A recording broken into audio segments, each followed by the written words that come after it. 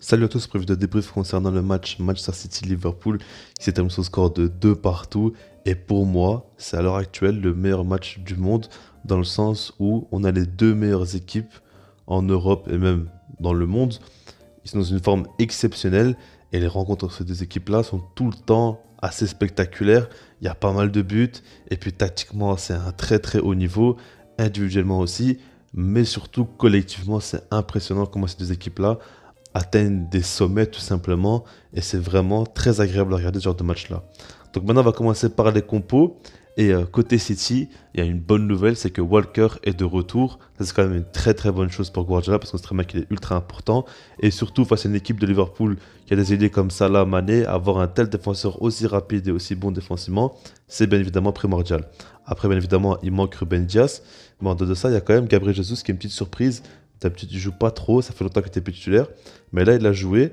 Et alors, ça me fait rire parce que beaucoup de gens vont vous dire: ah bah voilà, Guardiola fait jouer un neuf finalement. Mais en réalité, c'est pas du tout le cas. Parce que Gabriel Jesus a joué en tant qu'ailier droit et c'est Sterling qui a occupé le rôle de numéro 9. Donc il faut vraiment comprendre que Guardiola ne joue pas avec un numéro 9. C'est aussi simple que ça. Côté Liverpool, on a Matip qui a été titularisé à la place de Konaté. On savait pas trop qui allait de jouer, ben, du coup ça a été Matip, certainement dû à son expérience et puis sa qualité technique au niveau des relances. Et puis Jota en attaque, ça c'est intéressant, lui aussi a joué beaucoup ces derniers temps, mais avoir un Jota aussi bon dans la finition et un peu plus expérimenté on va dire à Liverpool, il y a plus de connaissances et il s'y connaît mieux avec le groupe. Donc voilà, en première période ça a commencé vraiment très très très très fort et ce match-là a tenu toutes ses promesses parce qu'on a directement vu une grosse intensité, mais pour moi en début de match et en première période aussi, mais surtout en début de match, on a vraiment vu une classe d'écart entre City et Liverpool. Et Manchester City était clairement au-dessus. Ils sont très très bien rentrés dans leur match et ils ont vraiment dominé la rencontre au début. C'était très impressionnant, je trouve, parce que dès la 4e minute de jeu, Gabriel Jesus a directement un face-à-face qu'il manque. Et c'est tout simplement Alisson qui l'arrête du pied gauche. Il fait un très bel arrêt, mais on aurait pu voir un but dès la 4e minute de jeu. Maintenant, pour vous dire à quel point ils ont mis beaucoup d'intensité et ils ont été très bons dès le début de match City, c'est qu'une minute plus tard, on a Kevin De Bruyne qui marque tout simplement sur un assist de Bernardo Silva. Maintenant, la frappe, elle a été tirée donc en dehors du grand rectangle. Frappe pied gauche, ça fait poteau rentrant. Enfin, en fait, c'est Alisson qui a dévié, puis ça fait poteau rentrant. Mais c'est quand même une très belle frappe avec beaucoup de puissance et du pied gauche, comme je vous l'ai dit. Et là, ça fait 1-0 au bout de 5 minutes de jeu. Mais on voit clairement que City a la possession, ils ont la maîtrise. Et en plus de ça, ils arrivent à jouer de manière très verticale. Ça va vraiment s'accentuer avec le temps dans la rencontre. Parce qu'on va voir que après ça, ils vont continuer à maîtriser. Et ça va beaucoup, beaucoup jouer dans le dos de Trent Alexander-Arnold, qui avait beaucoup, beaucoup de mal à savoir gérer la profondeur dans son dos. Et à chaque fois, ça arrivait à trouver les ailiers assez facilement. Mais c'était un jeu très vertical. Et c'est vrai que Guardiola a un petit peu changé sa façon de jouer dans ce match-là, j'ai trouvé, parce qu'il jouait vraiment beaucoup dans la profondeur, dans la verticalité, mais en même temps, il y avait quand même sa maîtrise au niveau de la possession, au niveau de sortie de balle quand même assez à l'aise, mais en tout cas, en début de première période, City dominait fortement la rencontre et c'était impressionnant. Maintenant, ce qu'il faut dire, c'est qu'à la 12e minute de jeu seulement, Liverpool a égalisé.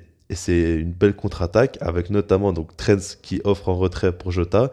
Et je trouve pas que c'est un tir magnifique, hein. Elle revient sur gardien, il la touche un petit peu, au final ça rentre. Pour moi, il rate un petit peu sa frappe, Jota, mais ça rentre quand même et ça fait un partout.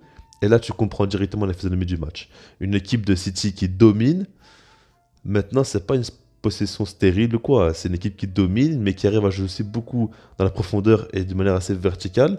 Et puis de l'autre côté, Liverpool qui accepte un petit peu de subir le jeu, mais pas non plus tant que ça. Et ils offrent beaucoup au niveau des contre-attaques.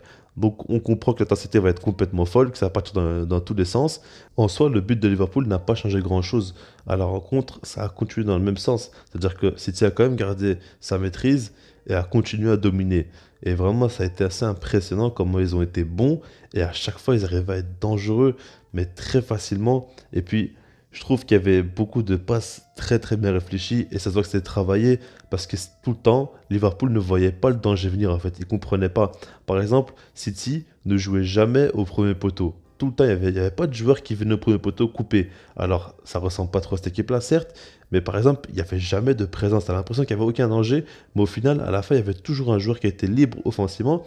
et c'était super bien joué. Et puis surtout, quand par exemple il y avait des replacements défensifs, quand par exemple il y avait un corner et puis les joueurs remontaient un peu le bloc côté Liverpool, bah, il y avait tout le temps un joueur de City qui faisait l'appel directement en profondeur et il recevait la balle parce que enfin, le joueur qui avait le ballon, il faisait la passe avant même que l'appel était fait. Donc ça devait vraiment que c'est travaillé et du coup Liverpool était assez submergé et ils comprenaient pas trop ce qui se passait en même temps. C'était très difficile à défendre vu comment ils mettaient l'intensité et ils arrivaient à être dangereux constamment à City.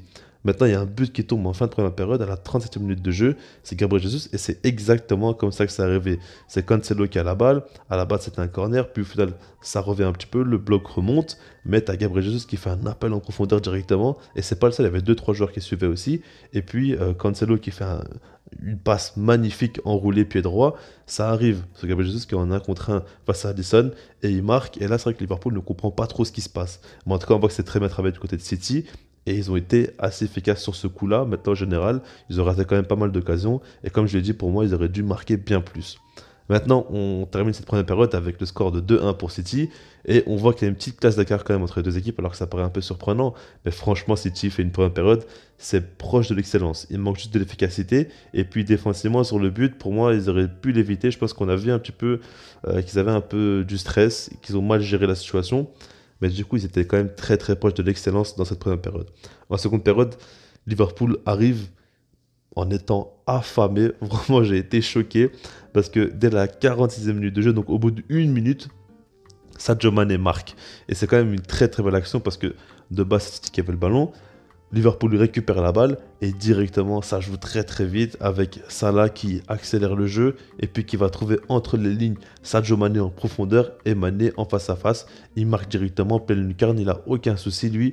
Mais c'est vraiment impressionnant comment ça s'est passé vite. Et puis au final, on voit que Liverpool arrive à vraiment être très très très efficace jusqu'à présent. Ils ont eu deux occasions nettes, deux buts directement. Ils ne se posent pas de questions. Et honnêtement, ça a été super bien joué de leur part. Et le truc, c'est qu'après ça, pour moi, il y a eu un quart d'heure où Liverpool a dominé. Ils ont eu la possession.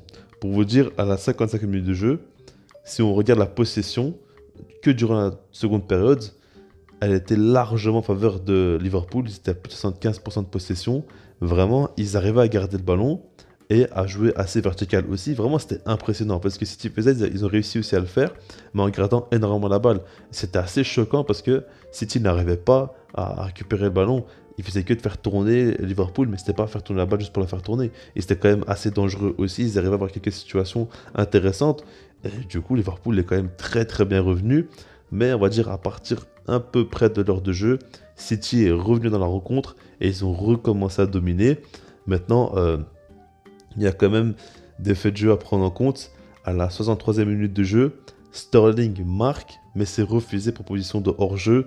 Et pour moi, c'est quand même très discutable et je déteste les positions d'hors-jeu qui se jouent à quelques millimètres. Je suis désolé, mais ça tue un petit peu le football parce que là, clairement, ça aurait dû être but pour City selon moi. Ça aurait été 3-2, le match serait encore plus ouvert. On risquerait par exemple de voir plus de buts encore après. Donc c'est quand même un truc qui dérange beaucoup et ça se joue vraiment à rien du tout. Donc du coup là, c'est refusé, mais à partir de là, quand même, City a repris confiance et ils ont continué à être très dangereux, à enchaîner les bonnes situations. Maintenant, il y a des changements quand même qui sont tombés de deux côtés. À la 70e minute de jeu, on a Luis Diaz notamment qui est rentré à la place de Diogo Jota. Et puis 4 minutes plus tard, Mahrez qui rentre à la place de Sterling. On voit que les deux côtés, quand même, ils veulent gagner ce match-là. Mais on va dire, les 30 dernières minutes de jeu, on a vu quand même City dominer. Et puis Liverpool exister, notamment que sur des contres. Dans le jeu, c'était quand même assez faible. On voyait que par exemple City, comme en première période, ils arrivaient à récupérer la balle des fois assez haut sur le terrain et à mettre un peu sous pression. On a vu que par exemple, Mahrez a eu deux énormes occasions en fin de match. Le coup franc qui m'a touché le poteau. Et puis il y a eu un face-à-face où il lobe et ça passe un petit peu au-dessus. Pour moi, vraiment, City mérite de gagner ce match-là. Et ils ont été supérieurs à Liverpool. Maintenant, Liverpool a fait quand même un match très sérieux aussi. Ça a été vraiment un très gros match parce que de deux côtés, ça a été quand même très très fort. Et honnêtement, c'est ultra rare de voir des matchs comme ça, aussi disputés et aussi agréables à regarder. Franchement, ça a été du grand spectacle. Je suis très très content d'avoir vu ce match-là. Ça fait quand même très plaisir. Donc voilà, tu sais comme ça, ce que vous en pensez par rapport à ce match-là. Et puis sinon, moi je vous dis peace.